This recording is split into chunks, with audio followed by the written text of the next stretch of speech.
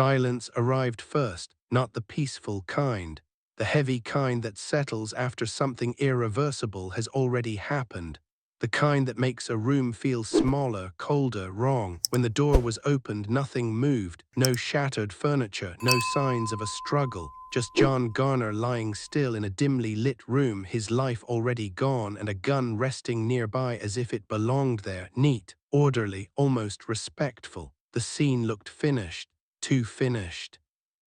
Police would later say the evidence spoke for itself. A weapon at the scene, an obvious conclusion, a tragedy wrapped up before sunrise. But tragedy rarely arranges itself so politely. Real violence is messy, desperate, loud. This was quiet, unnervingly quiet. The gun didn't look like it had been used. No frantic fingerprints smeared along the grip, no desperation in its placement. It lay there calmly as if waiting to be noticed, as if someone wanted it to be seen. John Garner was not a man who lived dangerously.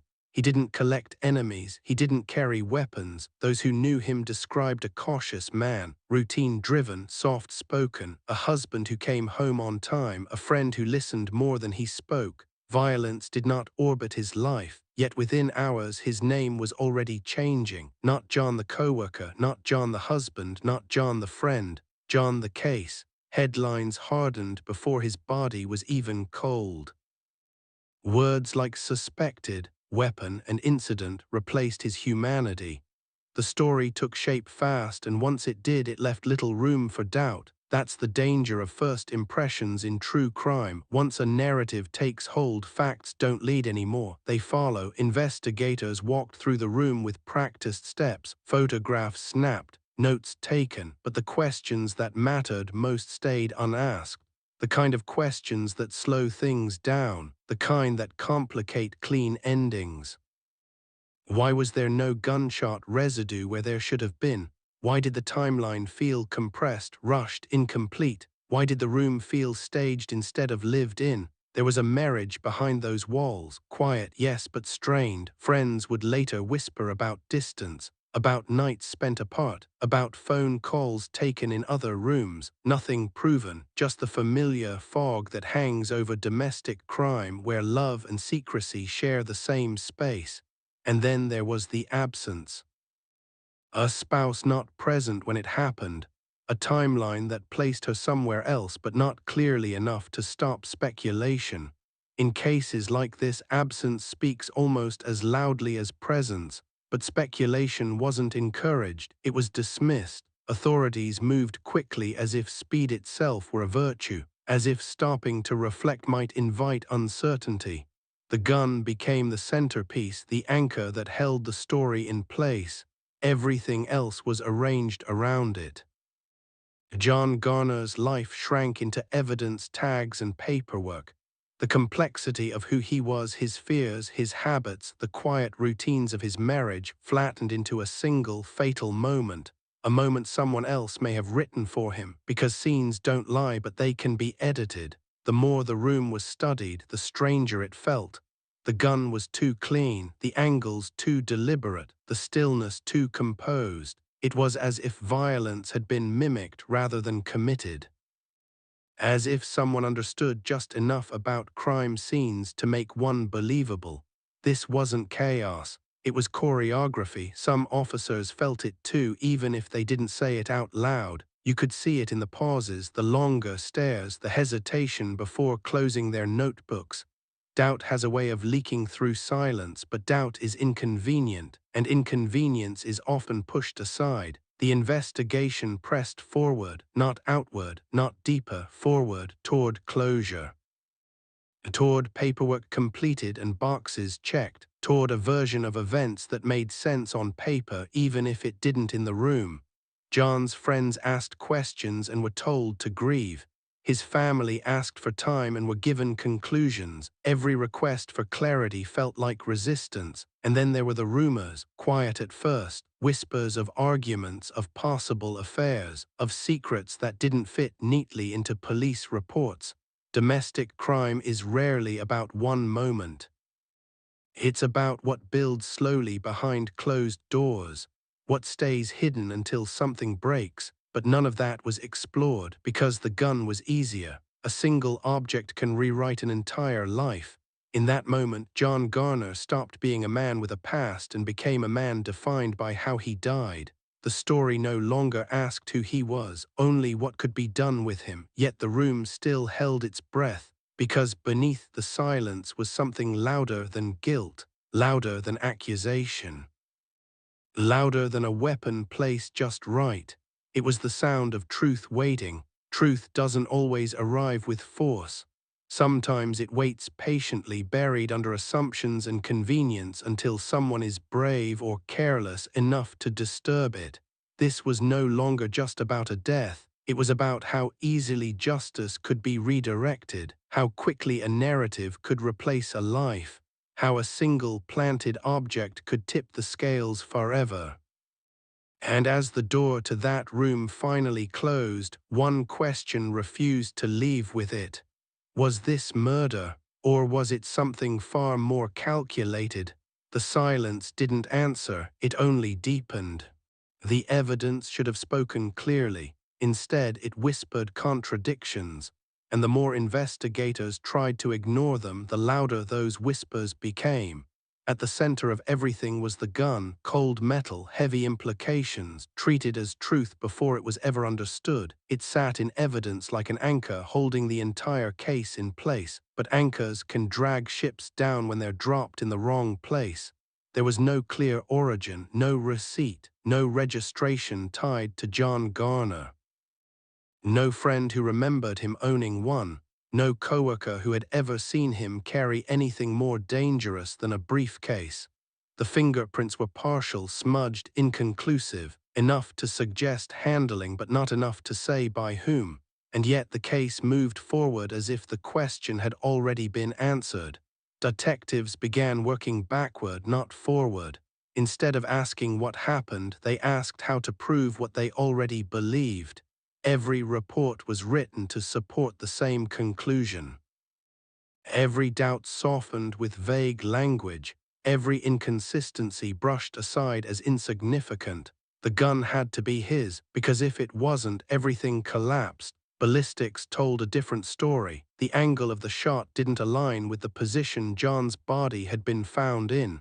It suggested movement where none had been reported, timing that didn't fit, a sequence of events that required someone to be standing where no one claimed to stand. These weren't minor discrepancies. They were structural cracks, but cracks only matter if someone is willing to look down. The timeline, once mapped carefully, revealed something more unsettling. There was a window nearly an hour where John's movements were unaccounted for, an hour that mattered, an hour when phone records went silent, an hour when neighbors reported hearing a car pull up then leave, an hour no one seemed interested in explaining. And then there was the locked door. First responders noted it briefly, then stopped mentioning it. The room had been locked from the inside, according to initial statements, but later reports described it differently. Not locked, just closed. Words shifted, meanings softened, details blurred. John's family noticed the changes. They asked why statements didn't match, why reports were amended, why questions about the gun were met with irritation instead of answers. They were told to focus on mourning, to stop reopening wounds, to trust the process. Trust is easy to demand when you hold all the authority. Friends were less quiet. They remembered arguments John had mentioned weeks earlier. Tension at home, long silences between him and his spouse, nights when he slept on the couch, days when he seemed distracted, guarded. There were rumors of another presence in the marriage, a name that surfaced once or twice then disappeared again. Affairs leave shadows, even when they're never proven, but none of that was explored seriously. Domestic conflict was acknowledged only as background noise, not motive. Not context, just atmosphere. Then came the detail that changed everything. A paramedic mentioned almost casually that he hadn't seen the gun when he first entered the room. He assumed he'd missed it. The room was dim, emotions were high. It didn't seem important at the time, but later when photographs surfaced, the gun was clearly visible, positioned near John's hand, impossible to overlook. That was when the whispers started, not in press conferences, not in official channels, in hallways, in late-night conversations, in the pauses between sentences when people realized what they were suggesting. Planted, the word carried weight because it implied intention, not just error but design. A contaminated scene meant someone had touched what should have remained untouched. A rushed investigation meant decisions had been made before evidence was complete. And together they suggested something darker than incompetence. They suggested protection. Pressure grew behind closed doors. Supervisors demanded progress. Politicians wanted answers. A high-profile case without resolution invites scrutiny, and scrutiny makes people nervous. Careers were quietly linked to outcomes, promotions delayed, reputations balanced on the edge of certainty. Admitting a mistake now wouldn't just reopen the case, it would expose the system, and systems rarely choose truth over survival. Officers who raised concerns were reassigned. Notes went missing. Emails were never returned. Silence became policy. The message was clear without ever being spoken aloud. Stop digging because the conflict had shifted. This was no longer just about who killed John Garner. It was about who would be held responsible for getting it wrong. Authority versus accountability. Control versus conscience. Power doesn't like questions, it likes closure. The gun became more than evidence, it became insurance. As long as it stayed unquestioned, everything else could remain buried. The timeline, the missing hour, the locked door, the possible affair, the spouse who wasn't there. All of it faded behind the weight of one object, a symbol resting quietly in an evidence locker, a symbol of how easily justice can be shaped to fit a narrative, how truth can be trimmed down until it no longer threatens anyone important, how a man's death can become convenient. What began as a search for answers was turning into a defense of decisions already made. And somewhere beneath the paperwork, beneath the protocols, beneath the silence enforced by rank and reputation, the truth waited. Uncomfortable, dangerous, persistent, because evidence doesn't stay quiet forever. It waits for pressure, it waits for time, it waits for someone to finally ask the question no one wants to answer. And when that moment comes, everything built on certainty begins to tremble. The gun was still there, the story was still standing. But both were starting to feel unstable. And the closer anyone got to the truth, the more resistance they felt. It didn't explode into the open, it slipped through the cracks. Quiet, unannounced, dangerous. The turning point didn't arrive with flashing lights or a dramatic confession. No handcuffs, no courtroom gasp. It came folded inside a thin stack of paperwork buried beneath reports no one expected to read twice. A document filed late, signed without discussion, almost forgotten. At first glance, it looked harmless, routine language, technical phrasing. But to those who finally slowed down long enough to read it, the words carried weight. They didn't scream wrongdoing, they whispered something worse. Inconsistencies. The chain of custody for the gun was incomplete, times were missing, names skipped. A simple question emerged, one that had never been answered clearly before. Where was the gun before it was logged? There was a window, small but undeniable. A stretch of time when the weapon's location could not be confirmed, not on the scene, not in evidence, not in anyone's official possession, just absent. That absence changed everything, because evidence doesn't disappear by accident, not in cases this serious, not without someone noticing, and not without someone choosing not to ask why. When the document surfaced, it passed quietly between desks. Some people skimmed it and moved on, others stopped, reread it, felt that tightness in the chest that comes when certainty begins to fail. Independent experts were called in under the guise of routine review. Outside eyes, fresh minds, people without careers tied to the outcome.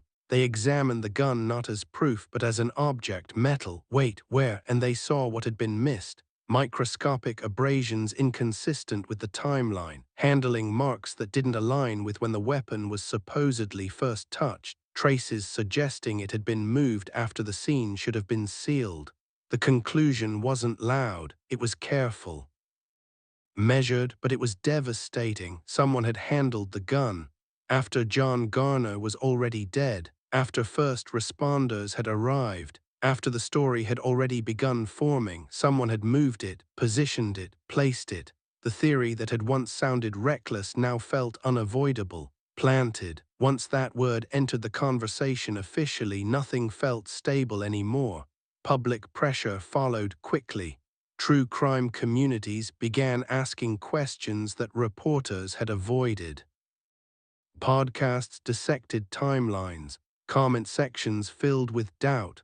Old interviews were replayed with new ears. Doubt spreads faster than certainty ever does. Media attention intensified, cameras returned, journalists asked questions that didn't have easy answers, and with attention came fear. Because fear lives where control starts to slip, officers were called back in for follow-up questioning. The same questions asked again, the same answers expected. But time does strange things to lies. Details blur. Stories drift, small contradictions emerge. One officer remembered entering the room before the gun was photographed. Another insisted it had always been there. A third wasn't sure anymore. Memory, once confident, became fragile. The truth doesn't shout when it arrives, it leaks, it seeps into transcripts, into pauses, into the space between what was said then and what's being said now. And when it leaks, it stains everything. Slowly, the story around John Garner began to change. Online, his name was no longer paired with suspicion. It was paired with questions, with sympathy, with anger. The narrative shifted from what he had done to what had been done to him, from suspect to victim, from criminal to casualty. But truth has a cost. The people who spoke up didn't become heroes. They became problems. Promotions were delayed. Assignments changed. Calls went unanswered. Silence was enforced without a single written order. Whistleblowers learned how quiet retaliation could be. One investigator stopped showing up to briefings. Another transferred departments. A third recanted earlier concerns publicly, his voice stiff, rehearsed. The message was clear. This was going too far, but it was already too late. The story was no longer contained. Documents leaked. Analysts spoke anonymously. Experts challenged the official version openly.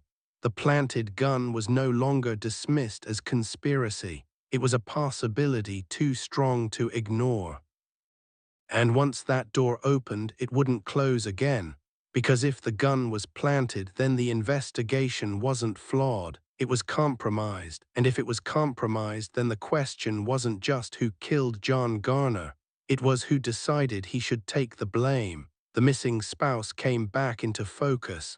The unexplored tensions, the rumored affair that had never been properly examined, the people near the scene who had never been questioned with the same intensity.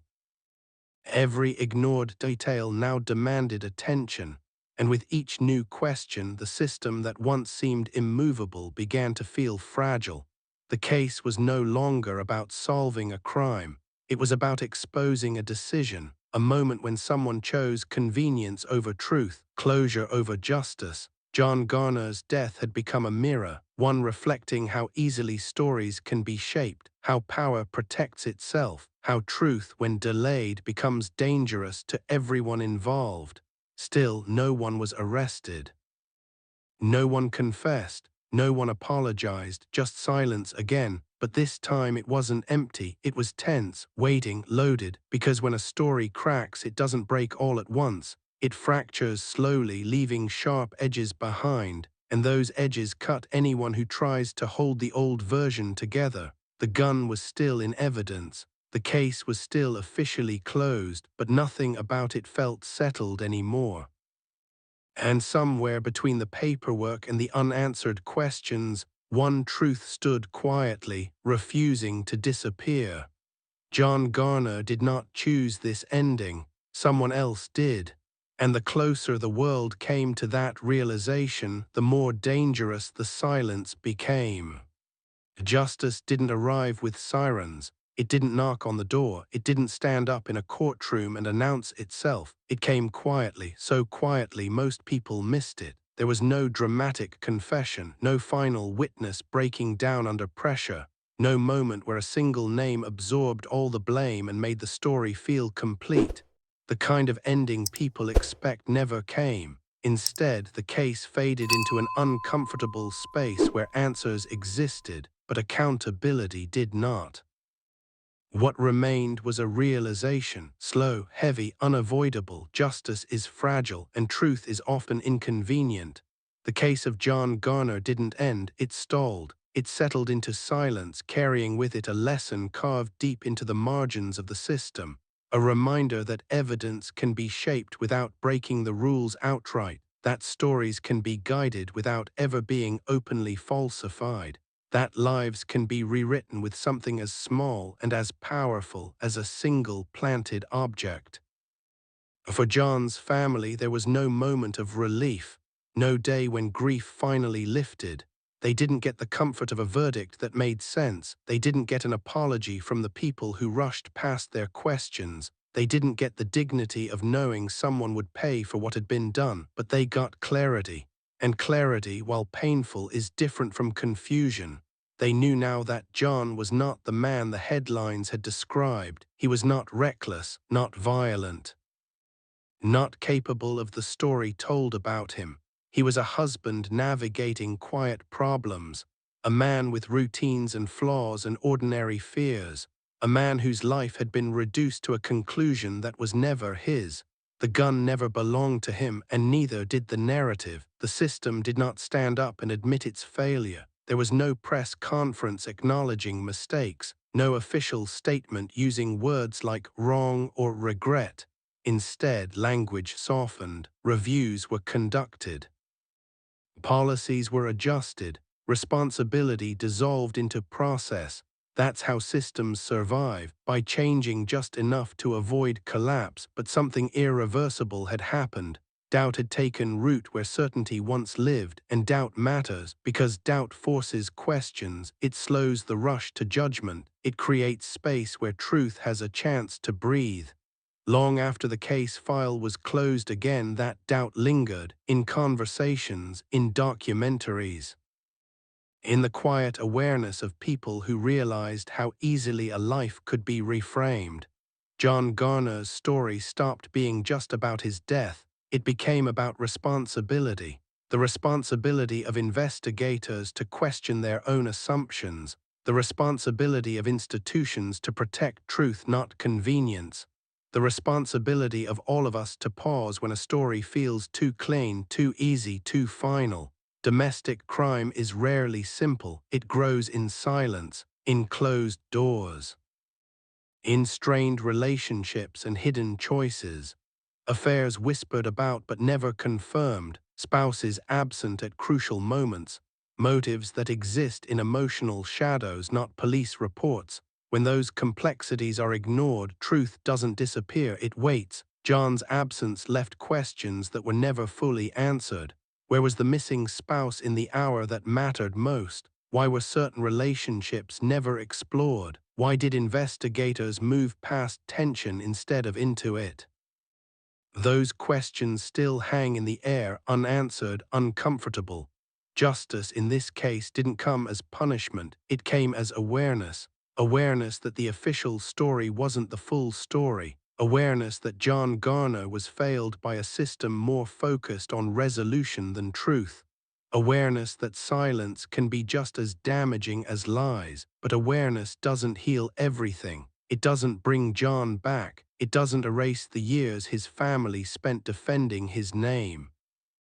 It doesn't undo the damage done by suspicion whispered too loudly, too early. What it does is leave us with a choice, to accept easy answers or to question them. John Garner's story asks something of us, not as viewers, not as spectators of true crime, but as people living inside systems that rely on trust. If evidence can be planted, if narratives can be rushed, if doubt can be buried under procedure, How many other truths have already been lost? How many names have been defined by conclusions that were never fully examined? Justice doesn't always arrive wearing certainty. Sometimes it arrives incomplete, frustrating, unfinished. Sometimes all it offers is the knowledge that something went wrong and the responsibility to remember that it did. And maybe that's where this story truly ends, not with closure but with tension, with the understanding that the truth, once disturbed, never fully goes back to sleep. The case is closed on paper, but in the minds of those who look closely, it never really was. Somewhere between what was proven and what was ignored, John Garner's story still waits. Not for revenge, not for spectacle, just for honesty. And the silence that follows that realization is not empty at all.